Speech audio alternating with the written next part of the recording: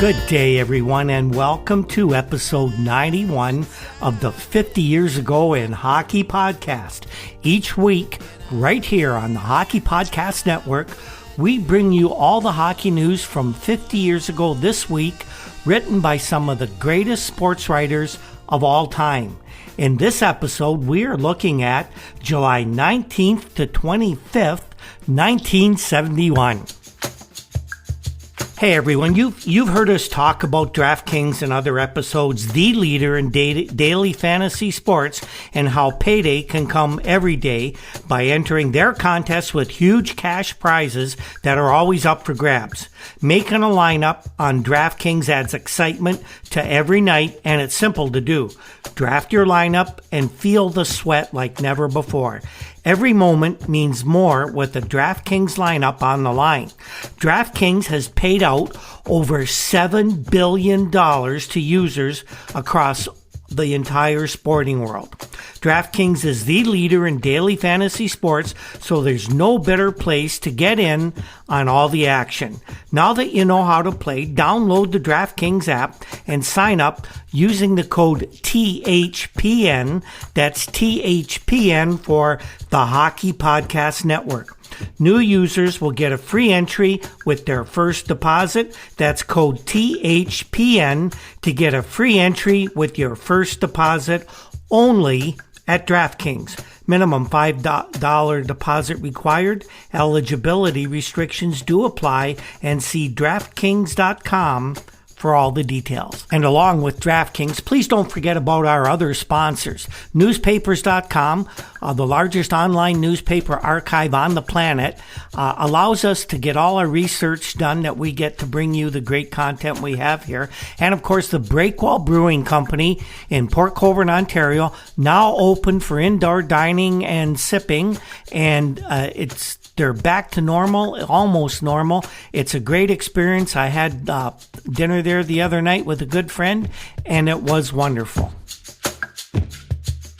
So this is another week in the summer of 1971, and it was another week where we had to dig a little deeper to get some hockey news out to you. We did have a bit of news, and let's get to the quick hits right away. The Oakland Seals kicked off the week with news that they had inked 3 players to their 1971-72 contracts. Signing on the dotted line were young defenseman Ron Stackhouse, who was a rookie last year, and forwards Walter McKechnie and Joey Johnson. Now, McKechnie and Johnson were picked up by the Seals in a trade with the Minnesota North Stars. You remember that deal just before the June draft.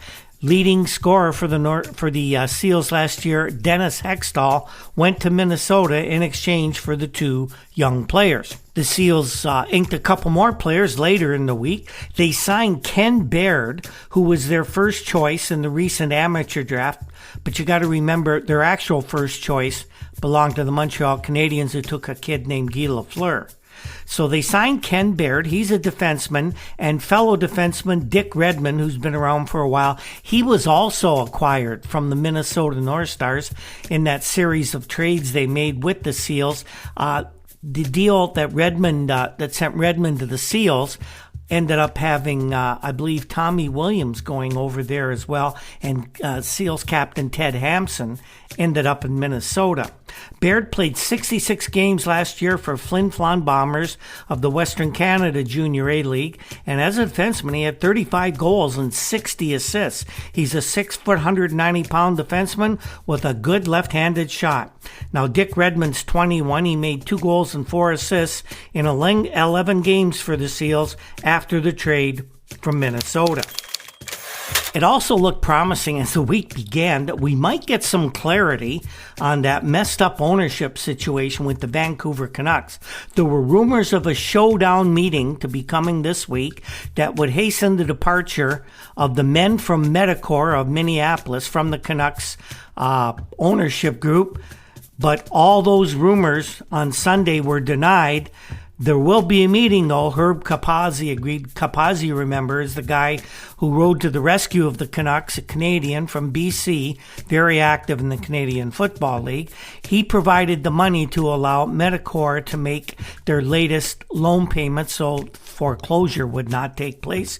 But as to what was going to happen next, no one yet seemed to know. People in Vancouver were hoping, praying, that Tom Scallon and Lyman Walters, the two top dogs in Medicor's executive suite, they were hoping that they would agree to give up all of their involvement with the Canucks. But when Capazzi was point blank asked by Clancy Loranger of the Vancouver province whether that was the case, Capazzi said there is absolutely nothing to indicate that that is in the cards. Capazzi, whose loan amounted to $3.6 million to Medicor, said that he did expect to meet with Tom Scallon this week, probably in San Francisco, but he said the topics would be our franchise in the Western Hockey League and some of the things we talked about before the original deal, stuff like that. So it doesn't look like we're going to get clarity this week.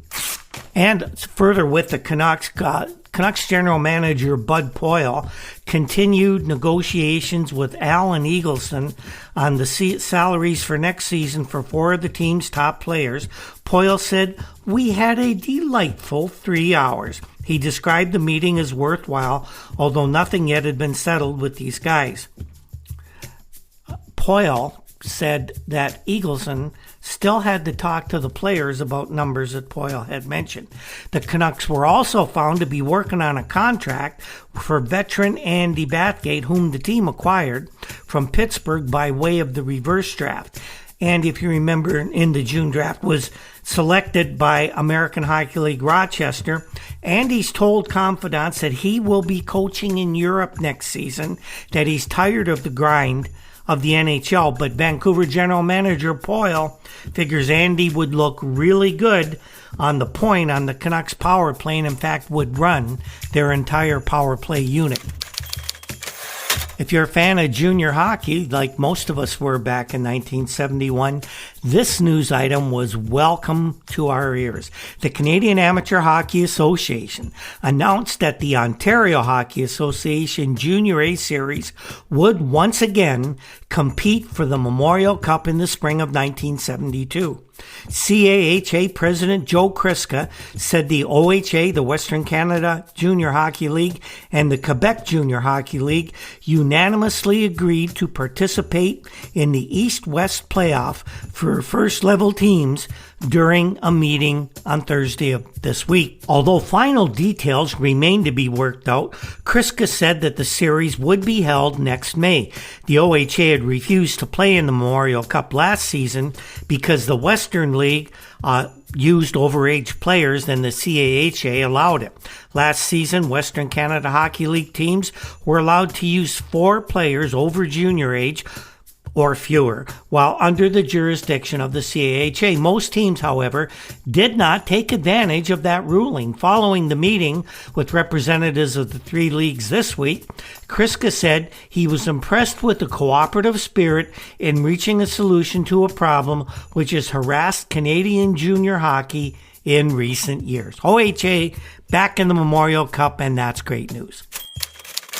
If you're a Los Angeles Kings fan, this week you got some good news as well. The Kings assured themselves of having 2 veteran centers for the 71-72 NHL season with the announcement that Bob Pulford and Ralph Backstrom had signed their new contracts. Pulford, now 35, will be starting his 16th National Hockey League season, his second with the Kings. He missed 19 games last year with the knee injury, but still managed to score 17 goals and 26 assists. Backstrom is a year younger, 34. He came to Los Angeles from the Canadiens back in January, and in 32 games, he scored 14 goals, 13 assists with the Kings. Now, you remember the reason the Kings got Backstrom was that the Habs were trying to help the Kings improve their record so they would finish ahead of the California Golden Seals, thus ensuring Montreal, who owned the Seals' first draft pick, of having the first overall choice in the amateur draft. Kings also let us know that they will return to Victoria, British Columbia this fall again to train for the NHL season. The training camp will open on September 11th, and that was according to General Manager Coach Larry Regan, who said, "We chose Victoria because the climate there is very similar to that of Southern California. Including amateurs, we expect to have about 75 players in our training camp this year." The members of the Kings farm team Springfield of the American Hockey League will also be participating in the Victoria drills. And if you're having 75 guys on hand, you pretty well had to figure that. The St. Louis Blues signed the man they hope will be their franchise player this week. Gary Unger, the long-haired center acquired by the Blues from the Detroit Red Wings last season in that trade for Red Berenson, signed his contract for the 1971-72 campaign. That announcement was made by General Manager Lynn Patrick. No figures were disclosed, but we did find out from a couple of people who were digging that Unger's salary was expected to be in the area of more than $50,000 for the season, but that also includes bonuses. Unger scored 15 goals and 15 assists in only 28 games for the Blues after joining them on February 2nd. He had previously collected 13 goals and 13 assists for the Red Wings, so he had a season total of 28 goals, 28 assists, but the Blues expect him to improve drastically on those totals in a happier environment than which he played in when he was in Detroit. The Blues also signed the Plager brothers, Bob and Barkley. That now gives the Blues 4 players that are in the fold so far. Now, Barkley and Bob Plager are both defensemen, as everyone knows, and both tough guys. And when they're on the ice, opposing players must keep their heads up. The Red Wings made a few changes this week. They made a signing on the ice, but some changes off the ice. And they are, according to team management, being made in the interest of fan safety. The Red Wings announced on Wednesday that all night games other than Sunday will begin at 7:35 Michigan time instead of the traditional 8:05 starting time. Sunday night contests will continue to start at 7:05 p.m.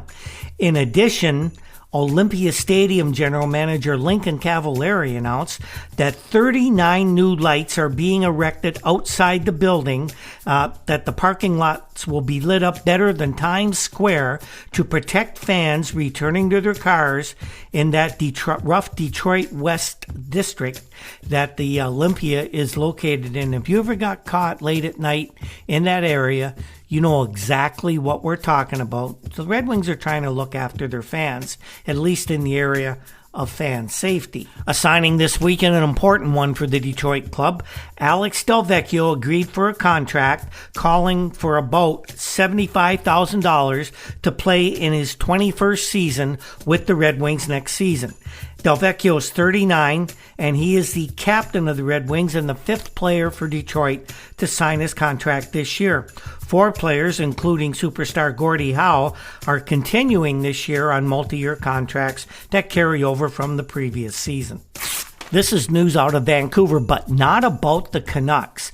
Vancouver millionaire Peter Graham is getting on the thin edge of the financial wedge into the sports action around North America. The 46-year-old head of Graymont Limited investment firm has offered to put up securities to guarantee $740,000 in rent and $100,000 in advance rent and working capital into the operation of the San Diego International Sports Arena. That facility is where the San Diego Gulls of the Western Hockey League currently play. There's been a big controversy in San Diego about this arena, and in fact it was thought that the San Diego NBA franchise was going to be moving to Houston, of all places. Well, later that week, Graham actually took control of the arena And he told people that his main goal is to bring a National Hockey League franchise to that West Coast city. The operators of the San Diego Gulls always have been interested in an NHL franchise, apparently. In fact, back in the early 60s, San Diego was one of a group of cities who were threatening to establish or actually turn the Western Hockey League into a major league circuit and raid players from the NHL. That, of course, is what spurred the NHL to expand to bring in San Francisco or Oakland and the LA Kings in 1967. So it looks like that the city of San Diego could quite possibly in the future have a Canadian behind a National Hockey League franchise in that city. Philadelphia Flyers added a former player to their front office staff this week, and it was a very popular choice. Jerry Melnick, for the last 3 years, the Flyers' Western Canada scout, has been named administrative assistant for the National Hockey League club. Jerry Melnick is now 37. He had to retire from playing a couple years ago because of a heart problem, so he was doing scouting in his native Western Canada. Well, General Manager Keith Allen of the Flyers says Jerry will start his duties on August 1st. Allen said that Jerry's duties will include assisting with the team's travel schedule and also helping to coordinate all the pro and amateur scouting for the Flyers. Welcome back to the big leagues, Jerry Melnick. Every week we seem to find something goofy that Stan Fischler puts out, and this is this week's installment, where for some reason he's taken shots at Bobby Russo, recently traded to the New York Rangers. He calls these the Rangers Papers, which of course is a reference to in 1971 that controversy in the United States about the Pentagon Papers. And he says, wouldn't it be nice if someone unearthed the new New York Rangers version of the Pentagon Papers? Then all Gotham Shinny fans who pay $8 a ticket would understand precisely what went on behind the scenes in the inexplicable Bob Nevin to Minnesota for Bobby Russo deal. Ranger GM coach Emil Francis developed his latest in what some observers consider a long line of credibility gaps when he announced that Russo can do more things than Nevin. Really? According to Stan? Fischler writes that Russo cannot score as many or more goals than Bob Nevin, based on last season's stats. He's right there. He can't get more assists, based on last season's stats. He's right there. He can't play a better defensive game, nor can he kill penalties more competently than Nevin. That's debatable. Russo is 2 inches shorter and 20 pounds lighter, so he doesn't fulfill the heavyweight image Francis likes to tell people he emphasizes. Of course, if you know anything about running a hockey team, you don't have a team full of heavyweights. There are skill players that are needed as well. Stan Fischler allegedly would know that. So who, Fischler says, is Francis kidding that Russo for Nevin is an even trade? Now, just what Nevin did wrong to inspire his deportation to Minnesota is a question that has been bugging Bob a little more than little. Now, Fischler didn't talk to Bob Nevin. Make no mistake about that. What he's writing on here is about a column that Milt Dunnell had in the Toronto Star, where instead of Stan Fischler sometimes posts articles or sells articles to the Star, but he reads the Star and most of his stuff, he knows what's going on if he reads Milt Dunnell. And Nevin had told Milt Dunnell that he never got a word from Emil Francis about that deal. Of course, Nevin was and has a playoff record to prove that he's so much better than Bobby Russo. This is Fischler's main point. Russo will not help the Rangers during the playoffs as much as Bob Nevin would. So there's no credibility there, according to Stan Fischler. Well, I hate to give out spoilers, but in this case, I want to just point out how off-base Stan Fischler was in this one. Well, here's what we had. Russo outscored Bob Nevin in the 71-72 season by 21 goals to 15, and he had more points than Nevin, 57-34. In the playoffs, Bobby Russo, the little guy who can't do anything, had 17 points in 16 games for the Rangers. In the 72 playoffs, Bob Nevin played 6 games for the North Stars in the playoffs and had 2 points. Now, there's a lot of context that you have to go on here. I don't think Bob was happy in Minnesota. And Bob, by the way, is one of the real good guys in hockey. I had a chance to talk to Bob several times over the past 10 years, and he always answered a lot of questions about different trades and things quite well. Bob did not have a great year in Minnesota. Bobby Russo was everything Emil Francis said he would. He killed penalties during the season. He played the point in the power play. They used him at center and on the wing better than the North Stars had used him. And actually all Stan was trying to do here was, of course, stir up a little controversy, get his brand out there in front of hockey fans who really might not be paying attention to the words he put on the paper. Well, every hockey player's career must come to an end, whether you play in the big leagues or in the minors, and 3 more guys this week latched onto some minor league coaching posts after their playing days were over. Parker McDonald, who had been coach of the Cleveland Barons, a former NHL star, has been named the general manager and coach of the New Haven American Hockey League franchise, which will enter the AHL in the 72-73 season. The New Haven team will have a working agreement with the Minnesota North Stars of the NHL, and McDonald, who's now 38 years old, he wound up his career with the National Hockey League with Minnesota, and of course that's what the connection is there. He had previously, as we mentioned, been coaching the Cleveland Barons. With McDonald moving on to New Haven, the Barons were expected, by the way, to announce that general manager John Muckler would probably take over behind the bench. Now, another new coach in the minors was Lloyd Hinchberger. Not a new coach, but coaching a new team. Hinchberger has been named coach of the Tampa St. Petersburg Eastern Hockey League team. I think they're going to be called the Suncoast Suns. Hinchberger's now 40. He has been in hockey for 22 years, and the last 4 years, he coached the now defunct Nashville Dixie Flyers of the Eastern Hockey League. His club was won playoff berths 3 times. Lloyd Hinchberger was one of the toughest hombres ever to put on skates in any form of professional hockey in North America.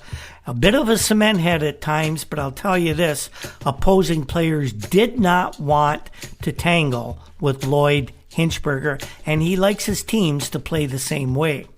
And we go from a goon to a pretty skilled player getting a coaching job. A minor league hockey star, Orville Tessier, was named coach of the Cornwall Royals of the Quebec Junior Hockey League. Tessier spent the past 2 seasons coaching the St. Louis College Roadrunners, and he played briefly in the NHL with the Montreal Canadiens and the Boston Bruins. Orville was a member of the Memorial Cup champion Barrie Flyers way back in the year I was born in 1951, and he also played pro hockey with the Portland Buckaroos of the Western League, the Clinton Comets of the Eastern League, and the Quebec Aces, and also the old Kingston Aces of the former Eastern Professional Hockey League. In the 1960 seasons, playing for Kingston, Orville Tessier had one of the great pro seasons. He scored 59 goals and had 67 assists. And this, by the way, will lead to a coaching post at some point in the NHL. A lot of speculation around the NHL these days on whether this retirement that John Ferguson recently announced will hold as well as the last one did, which is to say not at all. Kevin Walsh of the Boston Globe, very interested. He got a hold of John Ferguson, and this is what he found out. Kevin writes, there won't be any more comebacks for rugged John Ferguson. The Montreal left winger who retired and unretired this past season won't play it again, Sam. Fergie said that I signed the papers for my retirement. He was at the Bay State Raceway where he has a couple of horses running.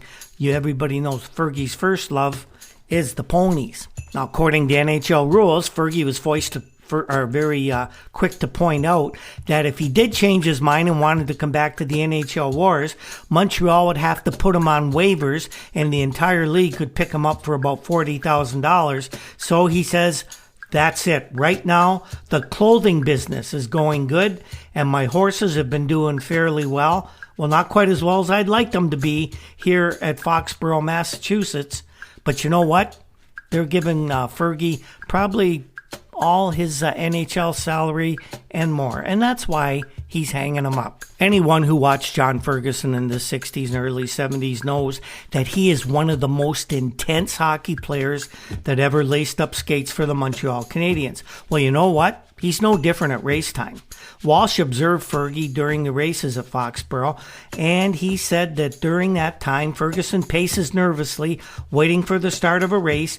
He has to leave the table to watch the races. He just couldn't sit and watch a race. He had to stand up. And when another horse pulls out from the rail and cuts his horse off as the field heads down the stretch, Fergie gets upset just like he would if somebody cut him off on the ice. And Walsh wrote that it probably was a good thing for the other driver that he didn't have to run into the winger after the race, because they might have dropped the non-existent gloves at that time. Fergie was steaming when his horse got cut off, and he told Walsh, "You're going to have to excuse me right now. I get upset like this. It's just that I have to win. That's the way it is with me no matter what I do." And anybody who tangled with Ferguson on the ice, they know that. Well, Ferguson told Walsh that was why winning the Stanley Cup meant so much to him in the spring. He said that certainly the Bruins had a great hockey team. It just seems that they could never take us seriously in our first series. Ferguson said that winning the cup was a rewarding thing for him because he felt they won more this spring with less talent than they did winning the Stanley Cup in any other years that he played for them. We have a bit of a World Hockey Association update this week, and this comes from the Santa Ana, California Times. A writer by the name of Al Carr says that claiming definite commitments from franchises in 4 cities, the World Hockey League, as he called it there, is continuing in its efforts to establish itself as a second major hockey league to the NHL. Dennis Murphy, one of the 2 organizers, who, by the way, this week in 2021 passed away, we're sorry to say. Dennis said that they had definite commitments for franchises in Southern California, Los Angeles or Long Beach, and also in Miami, Milwaukee, Dayton, Columbus, and possibly some Canadian cities. The league hopes to also secure franchises in New York, Chicago, Atlanta, Seattle, and San Francisco, and they hope to field teams in the Midwest and, as we mentioned, Canada as well. The Santa Ana paper says that the 2 men behind the league are Gary Davidson, a 36-year-old corporate investment attorney from Santa Ana, and of course he was the first American Basketball Association president, and Murphy, a public relations man who was also the mayor of a small California town a few years ago.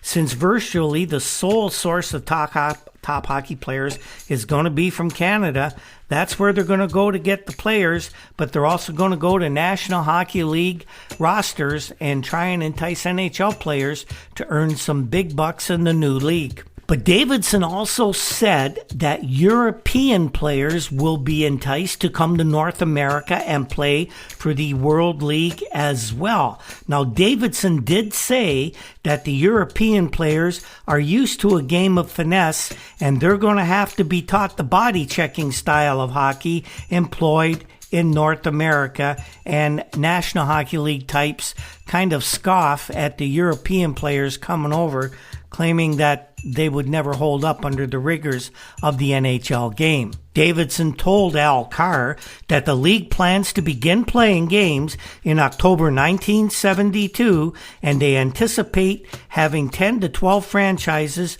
to start off that very first season. Davidson said, "We plan a major league effort. We have learned from our ABA experience and expect to have a more solid foundation than we had when we started out the ABA." Now, Davidson was asked if the group plans to raid the NHL for players, and he replied, "Our league will certainly open a new area of negotiation for NHL players." Davidson said that the World League will use a different contract than the NHL players. He said that now most NHL players sign a one-year contract, similar to what baseball uses. Said they're tied to one team in the NHL for life unless that team decides to relinquish its rights. Now, the contract does not contain the option clause of pro football and pro basketball, where the player can play out his option and then become a free agent. A lot of people were thinking that this new world, what we know to be the World Hockey Association, not the World Hockey League, would follow the pattern of the ABA in how it was first organized. But Davidson and Murphy said that that's not quite true. Most of the original ABA franchises were held by people who lived in Orange County, California, while Davidson's group will probably be the only Orange County syndicate with a franchise in the WHA. Davidson said he plans to take out a franchise in either Southern California or, get this, Hawaii. When I heard this, I started figuring out how I could send my application down there right away.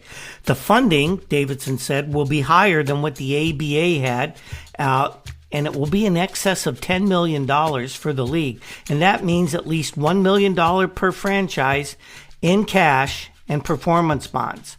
The last two NHL expansion franchises, Vancouver and Buffalo, went for $6 million each. Davidson and Murphy are seeking to place franchises in many cities which now have major league clubs in football, baseball, or basketball, but which have only minor hockey league teams or no hockey league teams at all. That's why you heard the mention in Ohio of Dayton or Columbus, both definitely minor league teams right now. There won't be a franchise in Santa Ana, California, because in Orange County, because the Anaheim Convention Center is presently the only suitable arena, and it doesn't have an ice freezing unit, which will make ice hockey just a tad difficult. So the World Hockey Association in the background is making plans, organizing teams, and as the summer goes on, and especially in the early fall, we're going to have some very, very interesting news about this proposed league. Stay tuned. Maple Leaf Gardens has been called the Carlton Street Cash Box, among many other things, of course, over the years.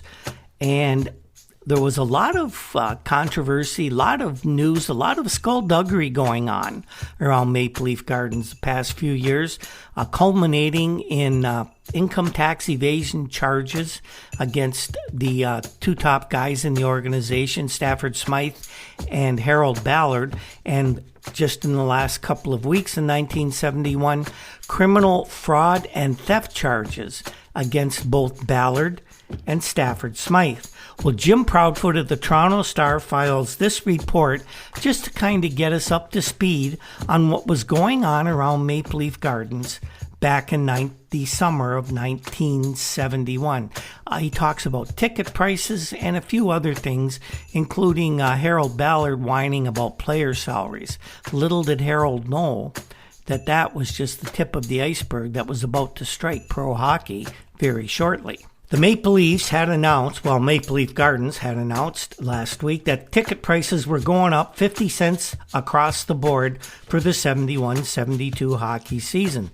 Shortly after the news was released, irate subscribers began telephoning the newspapers, angrily pointing out that the increase was a good deal more than the $50 that was mentioned. Of course, these calls were unnecessary, however, because the sports writers around town were getting a chance to study their own invoices, and the painful news was right there in black and white, or to be completely accurate, in blue and white. Now, to be sure, a $5.50 blue seat, which is the second best of the four Gardens categories, was rising to $6, but the 10% retail sales tax previously absorbed in the ticket cost was now being tacked on top of that base price.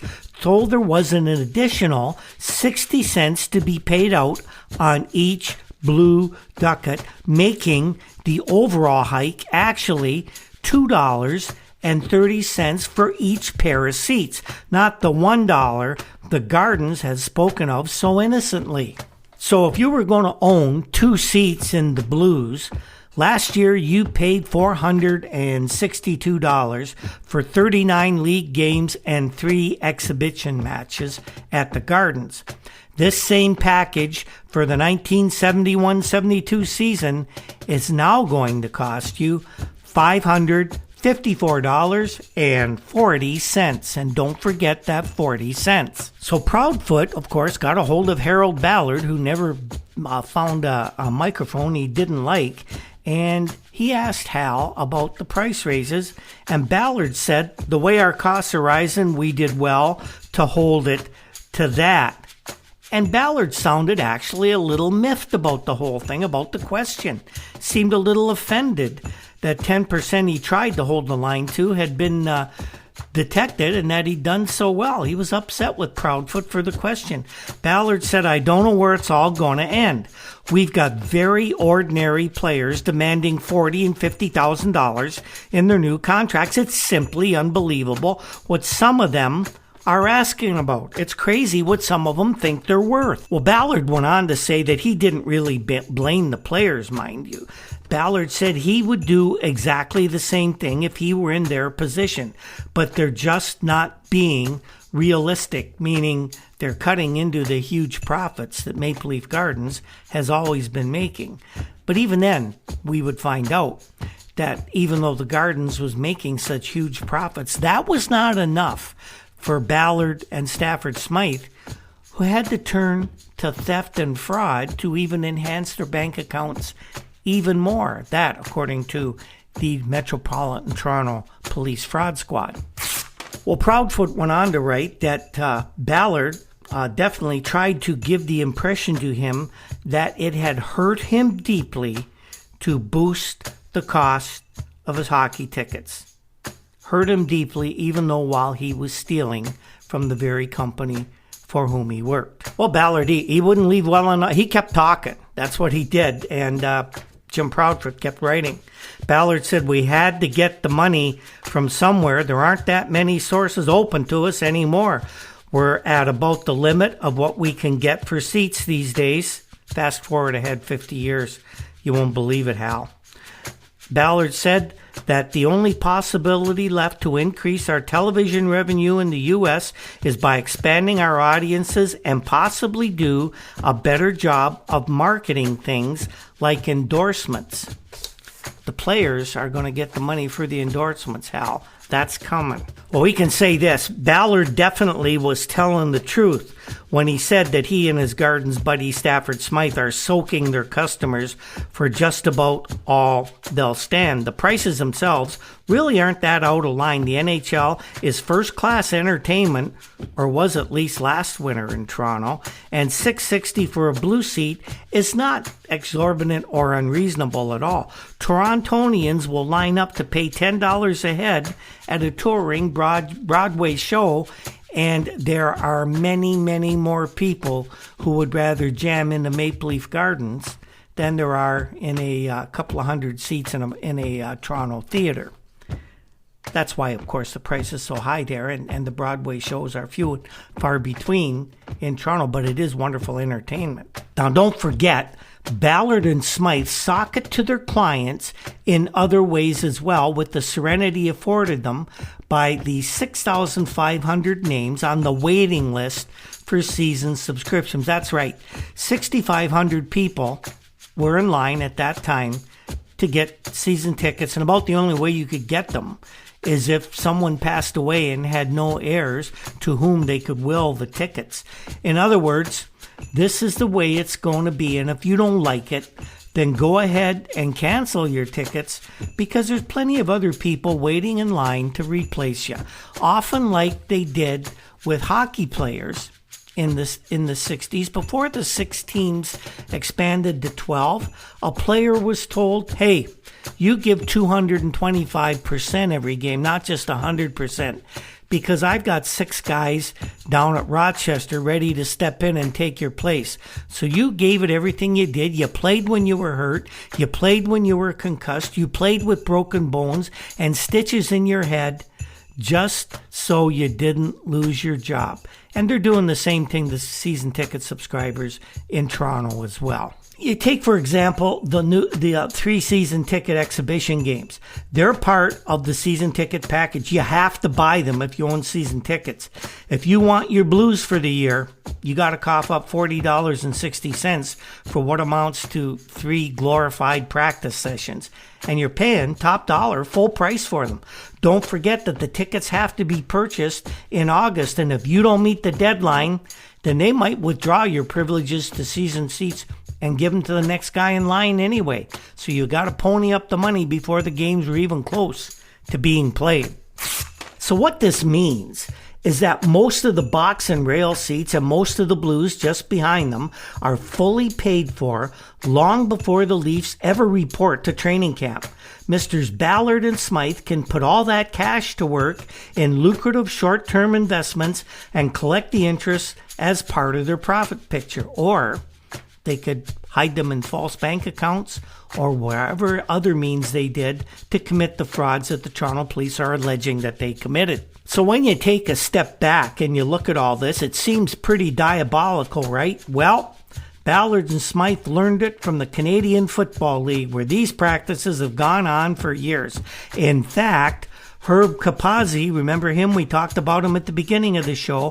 When he was general manager of the British Columbia Lions, he said the club couldn't operate without proceeds from the exhibition games when the athletes aren't even on salary and without the interest on the advance subscription money. This is the game plan of the Maple Leafs and other NHL teams as well. There will be more news coming from the Maple Leaf executive suite this summer and early fall.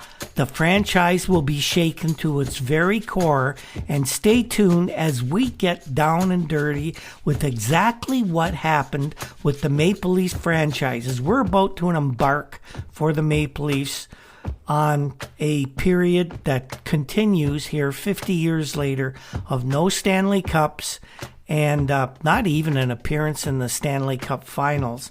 And you're going to find out the roots of why all this happened as the news comes out later this summer, and we will be talking about it. So that is this week's show, everyone. Kind of a fun one. Lots of interesting things going on. And I quite enjoyed talking about the Maple Leaf situation because Jim Proudfoot, very perceptive writer, very plugged in. He knew what was going on there. And the guys like him, Milt, Donald, Franco, are going to report on just what a mess the Maple Leafs became over 50 years. Well, as usual, there will be more player signings, a little bit of player movement that'll take place next week, and we'll have all the moves from the end of July, beginning of August for you. And we will have some more news on the Vancouver Canucks owners' financial problems. It is not news of the good variety. It might give us a little clarity on what's going on. It might not. If you know the history of the Canucks, you know where this is going. If you don't, stay tuned. You'll get some insight into how these things were done in 1971. It's a pretty messed up situation, and we'll have a little more on it next week as well. The 50 Years Ago in Hockey podcast is produced by Andy Cole. We can't thank him enough for all his hard work. Andy produces podcasts of his own and for others if they want them. If you're interested putting something together, get a hold of me. I'll hook you up with Andy and maybe you guys can put something together. The intro and exit music is provided by the Toronto indie rock group, the Rural Alberta Advantage, and we thank them for letting us use their music. Other sound effects and musical pieces that you hear in the show are created by Andy Cole as well. Our research comes from files at the Toronto Globe and Mail, the Toronto Star, and all the fine publications found at newspapers.com. You can find us every week on the Hockey Podcast Network. Every day we have a Twitter feed during the hockey season at Hockey 50 Years. We're on Facebook under the 50 Years Ago in Hockey banner.